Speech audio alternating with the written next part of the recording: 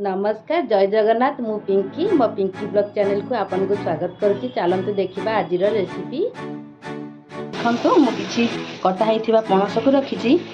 प्रथम कि तेल पकई नहीं कटा ही रखी पणस को पकई भाजीदेवा कि समय घोड़े रखा। तेज देखूँ मो पणस भल भाव में भाजी रेडी हो काढ़ी आलू भाजी ना। देखो आलू को पकई घोड़े भाजी ना। एवं सब भाजी रखा पणस आलू को रखीदेली से कड़े ही बनई नेबी। देखो किसी जीरा पकईदेली किसी गोटा मसला पकईदेवा काटिक रखा पियाज को पकईदेवा।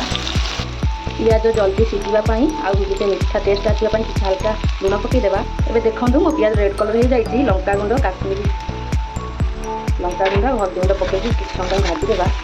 गैस को सब लो रखिए मसला कषला बेले पियाज पड़ीज अदा रसुण जीरा कंचा लंका पेस्ट को पकईदेवा।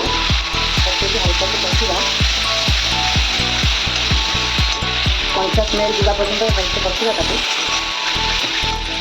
एबे देखो मसला भलसे कषि जाइए मसलार तेल देखो केमती बाहरी जाइए। हल्का पानी ऐड करवा पानी देखिए भलसे गोले देवा। किसी जीरा पाउडर धनिया पाउडर मीट मसला पकई हल्का से गोले किसी कटा टमाटो पकईवा मसला होगापी किसी समय घोड़े छाड़ी।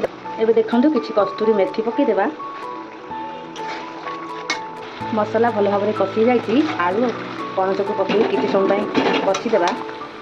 कषिकी मन रखु गरम पानी सब ऐड करेंगे। गरम पानी ऐड करते तरकारी अधिक टेस्टी बनी थाए। एबे देखो स्वाद अनुसार लुण ऐड करी।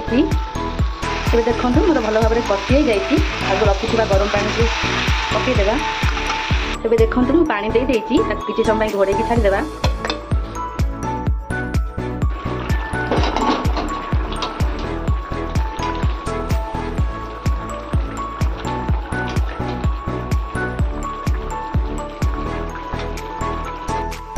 देखु मुड़े देखी नौ बर्तमान मो तरकारी रेडी हो जाइए।